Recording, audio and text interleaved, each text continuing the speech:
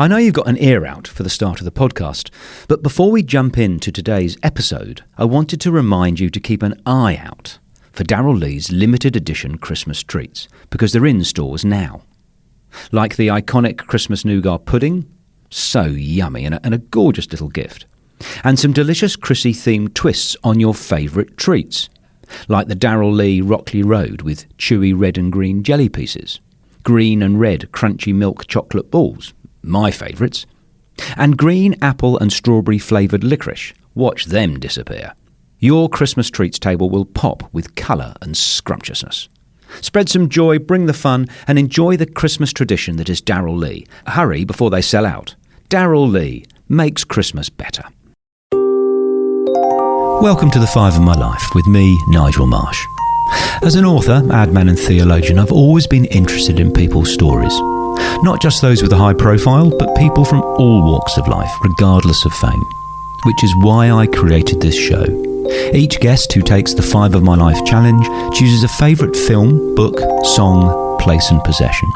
They tell me their choices in advance so I can research them, but they don't tell me why they've chosen them. That's the subject of our conversation. It's amazing what you can learn when discussing someone's 5 choices.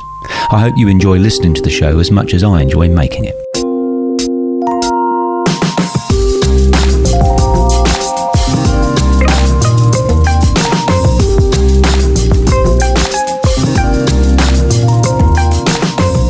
Internationally renowned photographer Stuart Spence has snapped some of the most famous people on the planet. His eclectic work has been exhibited in galleries around the world, and his pictures grace the covers of magazines as varied as Rolling Stone and New Scientist. An author, deep thinker and special soul, it was such a pleasure to hear him discuss his 5 choices. Stu Spence, welcome to 5 of My Life, mate. I am so glad to be here, Nige. This is like a big, big moment. Well, it is. And I am just thrilled that you are here. Before we get into your 5, mate, have there been any other 5 of My Life guests or 5 of My Life stories that have stuck out for you? Oh, Rob Carlton's is really something else. It's Wasn't he great? Oh my gosh! You know they're big shoes to fill, Nige. I hope I've got feet that can fill those shoes for you. Well, we're going to find out. What particular story of Rob's touched you? The play. Yeah. That whole story behind that, and his girlfriend. Just was a very beautiful insight into a whole other world. Yeah, absolutely fantastic. But we're here to talk about you and your choices. And as is traditional on 5 of My Life, we start with your film. Now, you have chosen the adaptation of Philip Dick's 1968 novel, Do Androids Dream of Electric Sheep? It is the film that many critics say is the best science fiction film ever made. It's Blade Runner 1982. Tell us about it, Stu. Well, so strange because I was never a sci-fi guy. I may be put in the Powerhouse Museum, Nige, because, and wait for it, insert drum roll, I've never seen Star Wars. Oh, good on you. I've seen it and I wish I hadn't.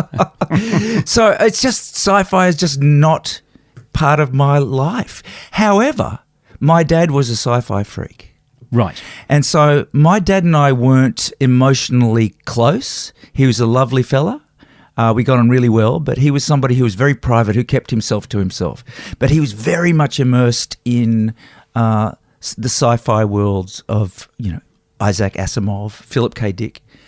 And somehow Blade Runner came along, and I was immersed in this strange world where that Ridley Scott had built of this juxtaposition of this which, by the way, he sets in 2019. Oh, isn't that amazing? Isn't that amazing? Oh, it's sort of unimaginably far in the future. Wow, that is.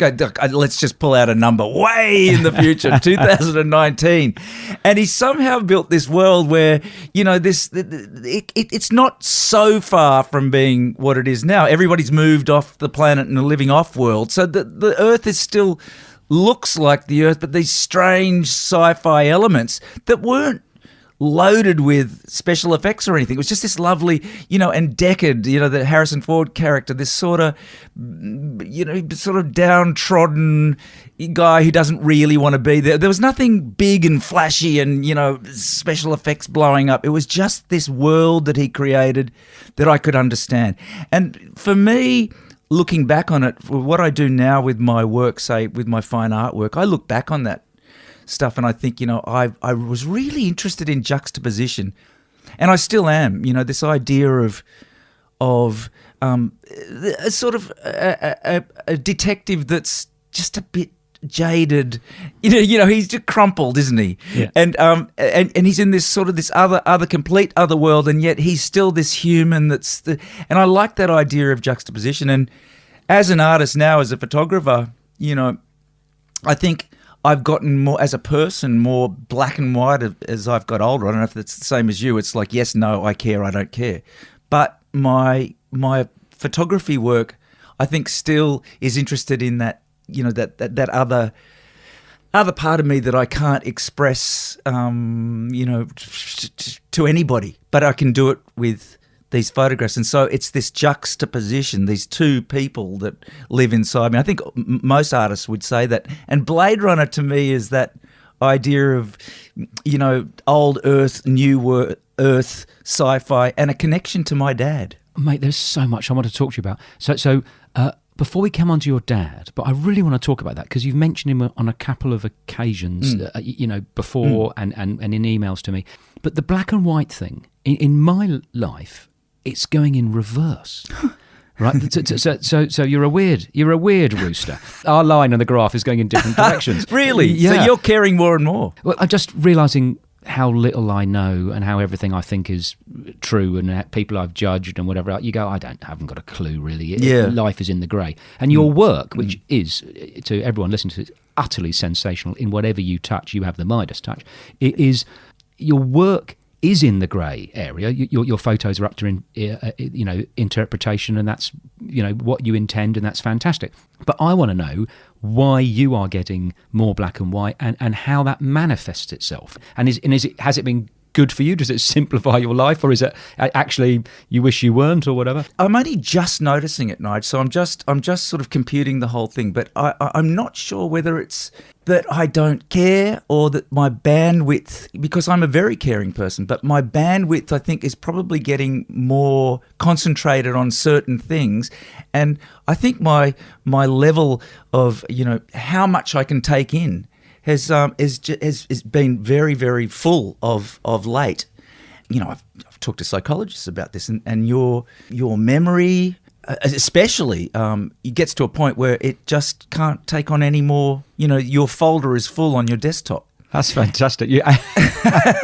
and so just naturally, what I used to worry about and used to sweat over, I don't have time for now because there's too many interesting things. And so you've got this glass of magic potion that you use for your creativity and your life, and I'm not prepared to take sips of it for things that just aren't that important. Stew is full. Stu is full, and also Stu realises that Stu's getting on now, so that magic glass is. I want to be careful with that magic glass. So the dad, right? Not close to your dad. Source of regret, or just the way it is, or what? Well, my dad's passed. He was an academic. He was somebody that was whatever that side of the brain is, which isn't the artistic side. Although I think secretly he was.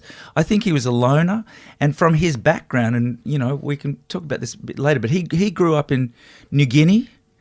In the 20s and 30s, in the highlands of New Guinea, in the middle of nowhere, with a father who often wasn't there. So he had two sisters and a mother.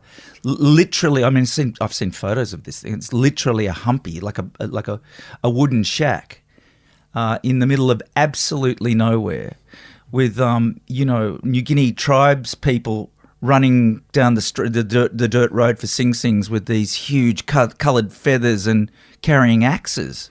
This is what he grew up with. And I think, he had to become the man of the house very early for various reasons, not particularly great reasons.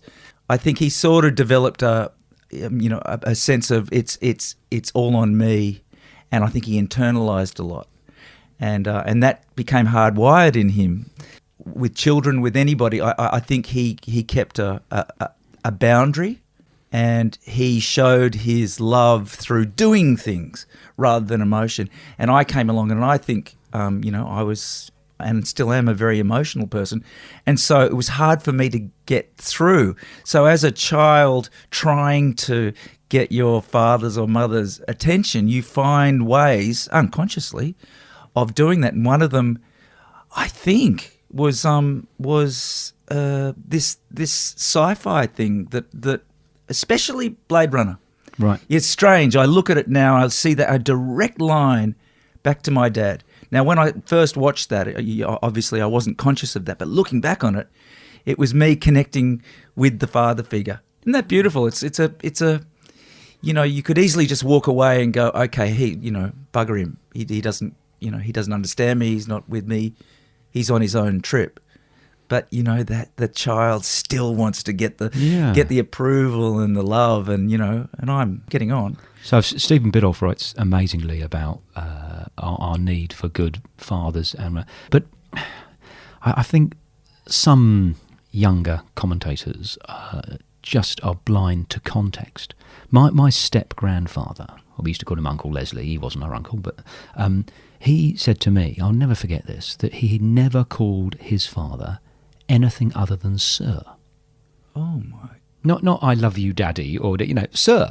And you go, well, hey, yeah, there you go. That was his reality. So I think it's brilliant that now there are. I try and be a loving father. I think my children, get bored that I tell them I love them so much all the time. So I think, so I probably overcompensate the other way.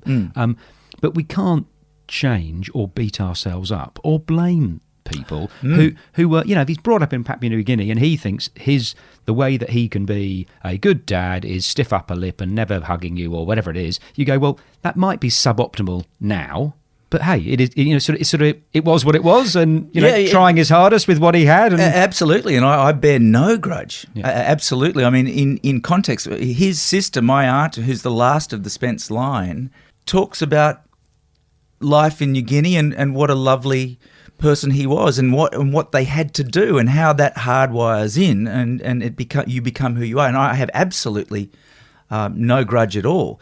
It's just gee, wouldn't it have been good if we could have broken through somehow? Yeah. To put into words how you feel. It's one thing to say I love you, but how do you love me? Why do you love me?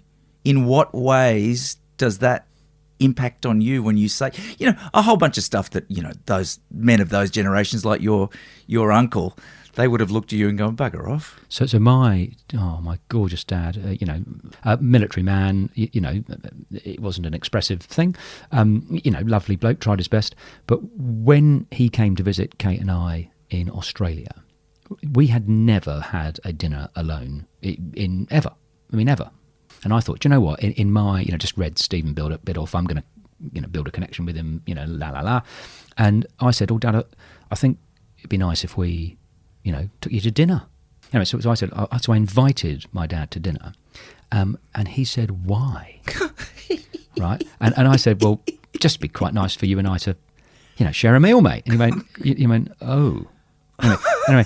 And so then we went out to this dinner. I actually did book. It was like this restaurant in Sydney that's on the harbour and it's expensive, and it's just as a mark of this is important to me. And I probably was, totally too intense or whatever. Anyway, we sat down and his first words were, "Are you in trouble?" I went, no. "Do you need money?" And I went, "No." "Are you getting divorced?" And I went, "No." And he went through this catalogue of disasters. And then it ended up with, I hadn't got any, I've got as much challenges as anyone else, but I've had any major disasters in my life. Yeah. And because he was like, so what the hell are we doing here? Was your wife with you? No. I wanted the two of you. I wanted just the two of us. And so that's what freaked him out, is why would I be wanting to talk to my son alone? This is too weird. There's got to be a catch. When the first time I ever went away overseas. Yeah. I was at the airport and Dad took me to and I was 20 or 21 or something. My dad took me to the airport, and he or Mum, I can't remember them ever really cuddling me or anything like that, or kiss on the cheek or anything like that. And Dad walked me to the departure gate and sort of had his head down and then offered his hand, and I shook his hand. Nice. I'd never touched him before, except as a little kid going out into the surf, holding. Yeah. I remember that, but he instead of giving me a cuddle like everybody else around, right, was cuddling their loved ones as they went through the gate. He went and sort of gave me his hand to shake. I love it. Did you call him sir? Isn't that beautiful? So we're going to move to your second choice on Five of My Life, and I'm conflicted about this choice, mate, because you've chosen my favourite writer, and I'm a little bit obsessed with him, and I've read everything he's ever written, and I've read lots of books about him. And because you chose him, and we have been talking about your choices, you have revealed that I have been mispronouncing his name for my entire life. How do you feel? I feel like an idiot. And when you said, are you getting more black and white or less grey? Well, that's an example of how little I know. I would have mentioned him in speeches. I would have been interviewed, and I have been calling him Somerset Maugham rather than Somerset Maugham. Anyway, so you've chosen a short story. I've got it in my hand now. Short Stories, Volume 2, Somerset Maugham. Yes. There's 2 Post-it notes. I mean, I've read them all before, but there's 2 Post-it notes that you had in the copy that you gave me. One is on the story The Force of Circumstance, and the other is on the story Footprints in the Jungle. Interestingly, again, just by chance, a link to my dad. So this is this kind of fascinating thing that my dad grew up in the time with the Raj and British colonisation. And What was he doing out there, by the way? Well, my dad's dad was he's all sorts of things. I think he was doing a bit of gold prospecting, working for a mining company up there. They were an interesting crew. It was very sort of Deadwood country, if you know what I mean. Mm-hmm. So Dad had that first-hand experience of if you want dispossessed white people living in the jungle. And Somerset Maugham, as you would know, encapsulates this strange intersection of, it's one thing for the British Empire to annex these countries. It's another thing to go and live in them. Mm. And so Somerset Maugham writes about the human experience of these planters in Malaya, rubber plantations, and them slowly going crazy, and how they adapt and don't adapt and go tropo under the equator. I love it because they're so old. I mean, these stories are from the beginning, sort of the 20s and 30s, and yet they are so relevant, and he writes so cleanly. There's very little fat to be trimmed, don't you think? His ability to write about human weakness, to evoke time and place. One of his quotes, which I love, is the only attitude to approach life is humorous resignation. So those stories, especially the 2 that you've chosen, you weirdo, are so dark. They are very, very dark. I mean, one's a murder who gets away with it, and he's quite a nice bloke, and he's got away with it, and he has no guilt. And the other one, I mean, that is so sad. Yeah, and it's set in this. It's a jungle. Somerset Maugham famously said, "East is east and west is west, and never the twain shall meet."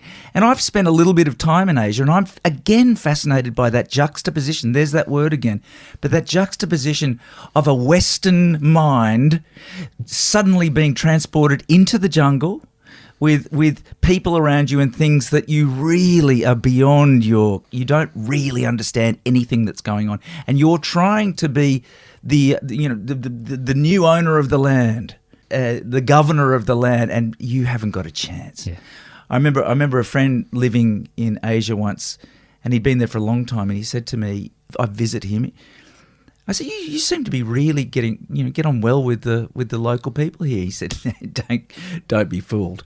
It's we are us and they are them. Yeah. And it will come out. And so Somerset Maugham, you're absolutely right. It's human frailty. He finds those dark, strange little, what would you call them? They're weaknesses. Yeah. And exposes them.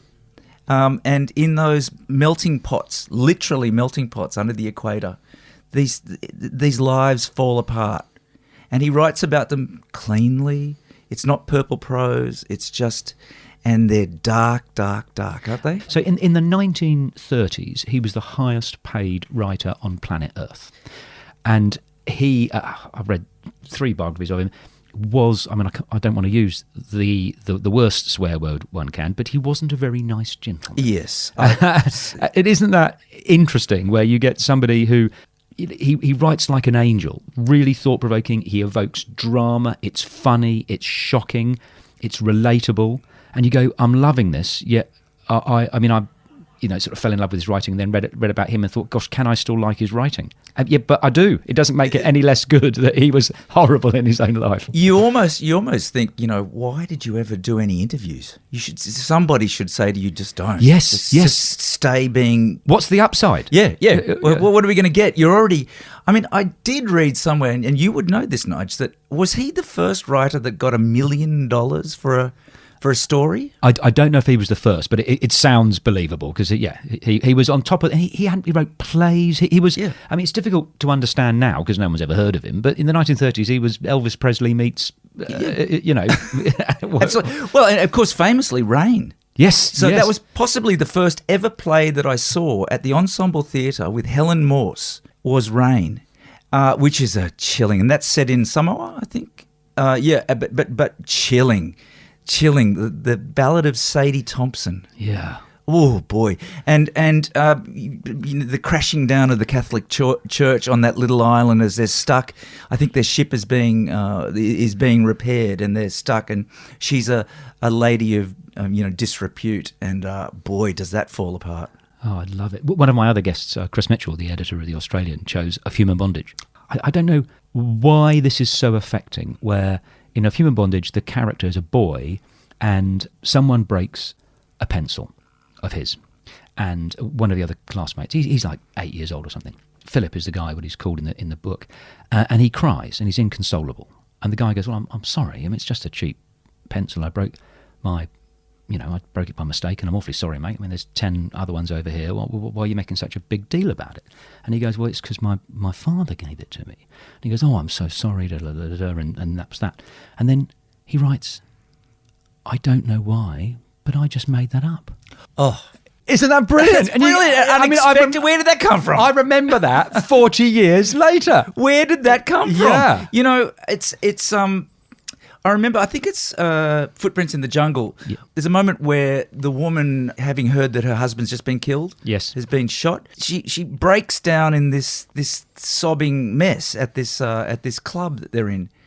And later, the narrator looks back and it says, he'd been killed. It was relief that she was right. that she was breaking down with relief that he'd actually been killed. No.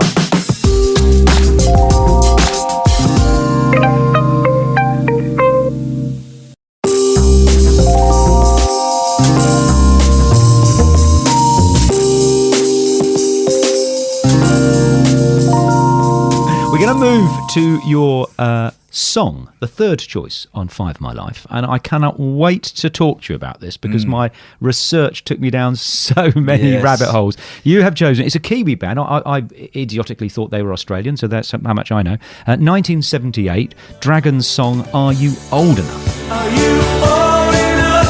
Ooh, are you old enough? Well, where do I start? So, yes, well, a great pop band. You would say a rock and roll band, but I fell in love with them. I was in a group of fellas, and we were very, very musically motivated. However, Dragon wasn't on anyone else's lists. So Countdown was the big go-to on Sunday night. Everyone's probably talked to you about that, but it was a religious experience. Dragon came on, and I remember, sort of being absolutely sucked into the vortex. Mark Hunter, lead singer, charismatic, dark, rock star, and kind of on the the edge. You can imagine him sort of kissing or killing you. And so I think looking back on it, again, looking for a role model. I think we all kind of do at sort of 16 or 17. I was 17 or 18 then. So he became an aspirational figure. The way he dressed, the songs, how he moved. My mates thought I was a complete wanker, and so I had to keep it all hidden. Right. And, you know, he was the first person, my first girlfriend worked in a hospital at Concord in Sydney, which is not one of your top flight hospitals. And I remember going there with her, and next to it was the Concord RSL Club, the Return Services League, and Dragon were playing. I remember getting out of the car at night time in the car park, and Mark Hunter walking past in all his fancy garb, and me just going, "Wow, Santa Claus is real." Yeah. You know, I think it was the first experience I'd ever had of, you know, your pop star is real. You've been looking at him every Sunday night for the last, 5-10 years, and there he is walking past. I remember this strange, wow, visceral experience, and he looked incredible in these flares that were about 2 foot wide at the bottom, and this incredible hair. And I just remember thinking, God, that's just it. But the great part about it is that keeping it all secret.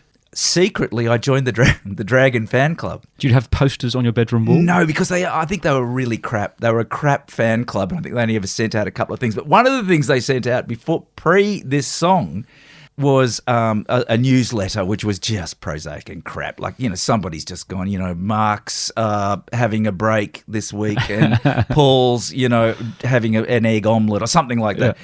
But at the bottom, there was a line that said, "Are you old enough?"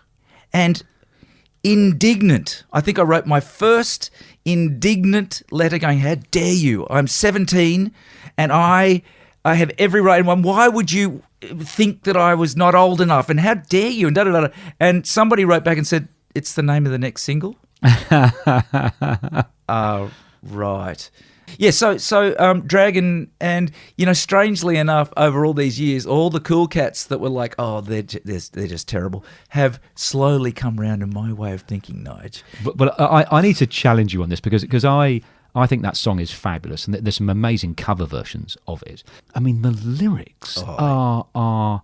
I'm uncomfortable with them, mate. At least he's asking. He's asking. He's asking. He's not. Yeah, but Jesus, we're very deliberately non-judgmental on Five of My Life. But can I suggest your choice of role model is ever so slightly, one could say, suboptimal? So, how dare you?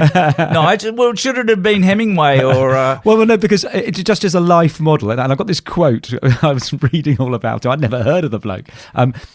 This is Mark Hunter. He was, quote, "an embarrassment of talent and supernatural charisma. Yeah. He held the promise of real greatness in his hands, but pissed it away through heroin, narcissism, and self-sabotage."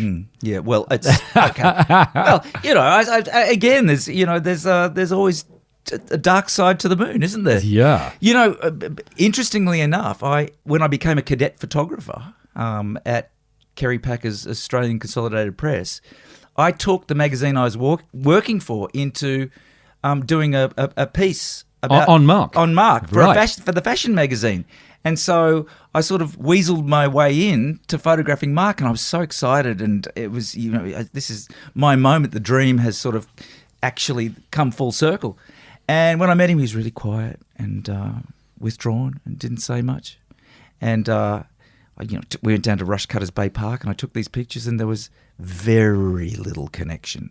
Never meet your heroes. At the risk of blowing too much smoke up your backside, your photography is sensational. You've gone through lots of different sort of genres and eras, but there was one when you were photographing, all the famous people around the traps. And just because what you have just said is, are there other heroes that you met that let you down, or the reverse, heroes you met and go, "Ooh, that Russell's even nicer than I thought he was," or whatever? Carrie Fisher, often with those big Hollywood stars. Did you tell her you hadn't seen any Star Wars? What do you think?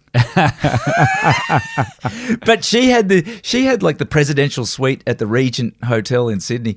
And right now, this day and age, there would be 25 agents and press agents and this, that, and the other, and it would be very, very, restrained how a photographer would work, very contained. But in those days, it was just go to room 267, which was the presidential suite. Walked in and she was flying high. She had a few champagnes. She wanted to party. And so Is that party with air bunnies or is that party? are you a delusional man? No, a gentleman never tells lies. No, she was just up for fun. I ended up having to go, I've got to go, Kerry.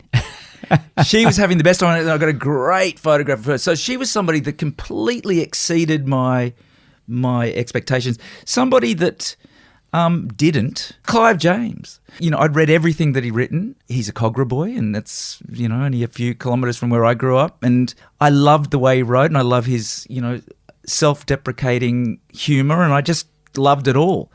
And and again, Regent Hotel. And it was for Elle magazine, and I'd been working with a very bizarre taxidermy shop in Sydney for many years, and I would hire props for shoots. I mean, there's a great one with a bison head and hanging over Andrew Denton, right, that was used in some magazine. But I thought it'd be fun. Somebody had said that he doesn't really want to get out of his hotel room, so you start thinking, well, what are we going to do?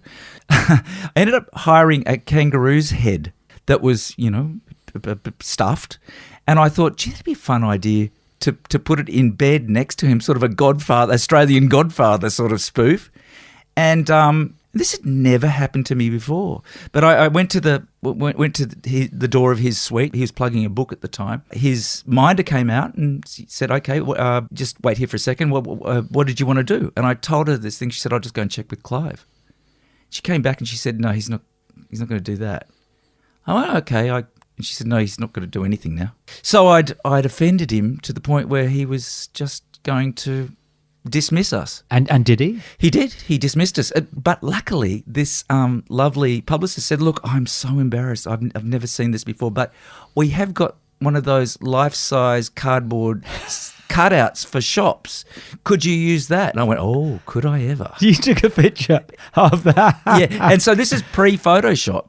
And so your listeners might have seen this before, but they're called standees, and they're life size photograph, and they have a white edge around them. Yeah. So we cut it off, my assistant and I, and I remember sanding it and getting it absolutely perfect, and putting goggles on it, and then getting my assistant in the harbour, holding this thing down with a harbour bridge behind, and it actually looks like he's in the harbour, because these days it's done with the flick of the switch, but then we had to have assistants underwater and all this stuff. And many years later, I showed it was for Elle magazine. They used it as a huge double page, and I don't think people realised that it was a cardboard cutout. But many years later, I had to photograph Clive again, who was also in a bad mood again, and I had a copy of this, a little tiny postcard print. And I said, "Oh, did you ever see that, Clive?" And he just took it. He said, "Oh, good, I'll use that for social media."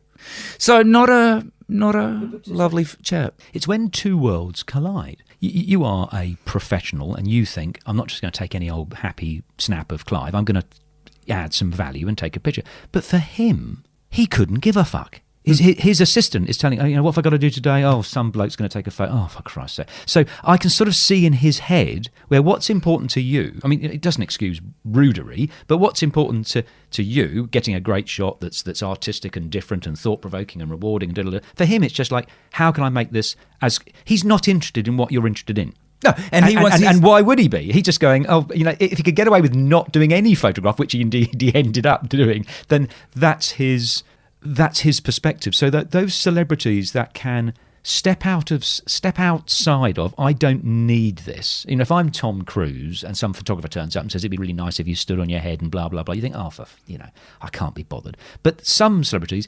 they get into the moment of what the other person needs, and you go, wow, what a generous, open-hearted headspace to live in. But it's a pretty remarkable thing to be able to do. Especially in the 80s. I mean, when Annie Leibovitz was blazing that trail at Vanity Fair and Rolling Stone. So suddenly there was lots of money around, and people were willing to do unusual things, yes, to make a splash and show another side of their character. But the greats, exactly like you say, the ones that join in are the ones that tune into your energy, yes, your quest for something interesting and arresting and different. And they're usually plugging something, Yes. which is the weird part about Clive's thing. Yes, he could, he didn't really have much invested, but he kind of did because he was there on a book tour. Yeah. You don't go on a book tour and say, I don't want to do pictures or stories. Yeah. So he could have found a middle line, but the greats come along for the journey. Right, what are we going to do? And often the more interesting the idea, it taps into another a childlike play. Yes. With your subject, and suddenly you're in this other space. Two kids in a sandpit. I'm going to ask you, who is the celebrity that joined in and tuned into your energy that you like the most? Look, one that comes to mind, and look, there are a lot, but one that comes to mind is the famous criminal lawyer Christopher Murphy. And I think he may have passed away lately. I'm sorry if you're still alive, Chris G. I am incredibly sorry.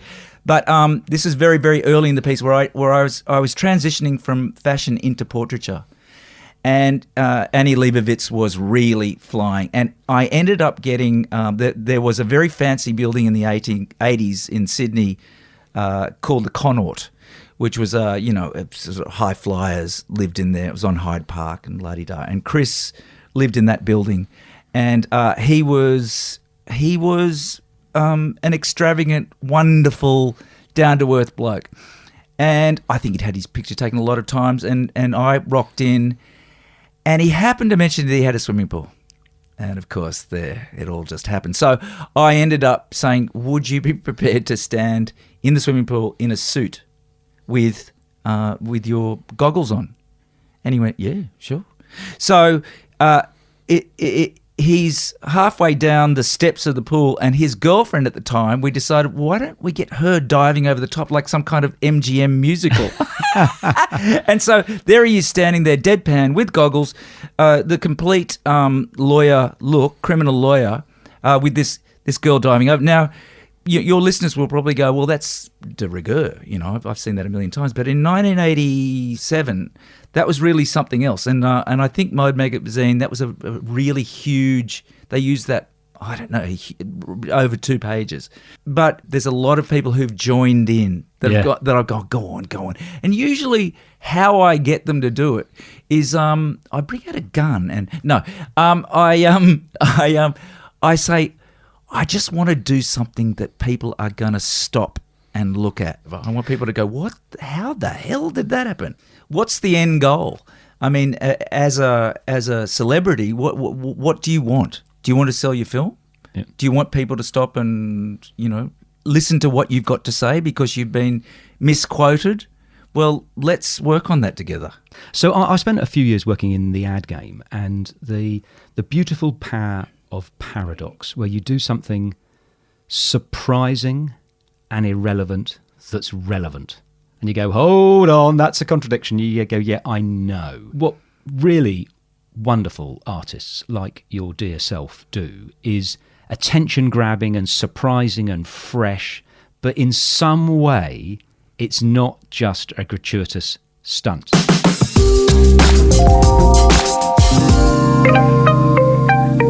To your fourth choice, which is the place on 5 of my life. And you have chosen North Bondi. Well, Nigel, I lived on the headland on North Bondi called Ben Buckler. It's anyone who's been to Bondi Beach in the afternoon, the late afternoon, will have that image, burnt into their brains of those flat-faced units, apartments and houses with the last sun. My girlfriend at the time used to call us the golden people, because I lived up on that hill. I lived in a rundown flat with the greatest view on the planet. Yes, so that was my life, and at that stage in my life, I was changing things up. I was looking for different ways to live, to not just be a photographer. I was getting kind of jack of. There was something about, and this is completely, I think, egotistical. There was something about photographing famous people that it was all about the other person. That the photographer we didn't have a culture of looking at our photographers like they did in, say, America and England. With you mentioned Avedon, there's Lord Snowden. All those people were revered photographers. In Australia, it wasn't really like that. You weren't getting enough attention. That's right. Also, I felt like I wasn't being authentic. I felt like it just wasn't tapping into what I was about. And at that stage, it was just a notion that perhaps I wasn't swimming in the right river. And so up in the headland there, I started trying different things. I started writing newspaper stories every week. I had a column, and I started acting, treading the boards, and I started television. And I was really interested in making television. So I made 3 or 4 pilots, and everything was falling over because I was starting again. This is a young man's game, starting writing and starting acting and starting in television. Here I was, early 30s, starting it all again. And so I had the sensibility of somebody who was, fairly well established as a photographer. And so that feeling of where's my recognition, starting as an actor, it's like, dude, shut up. You're a newbie. So that time up on the headland there was a time where things were in motion. I was poor. I was very poor.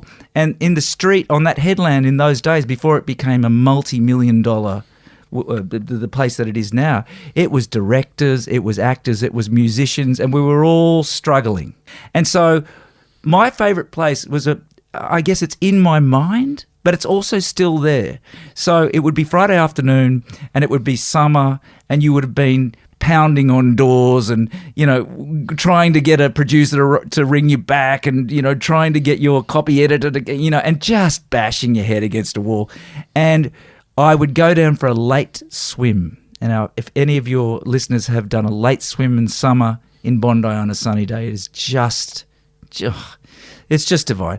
And, it'd have a body surf, and you'd come out and the sun's sinking, and inevitably there would be somebody that on the beach.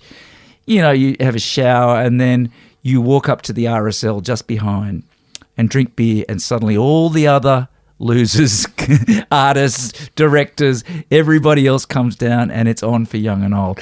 And with the added extra that on a Friday afternoon there was the meat raffle.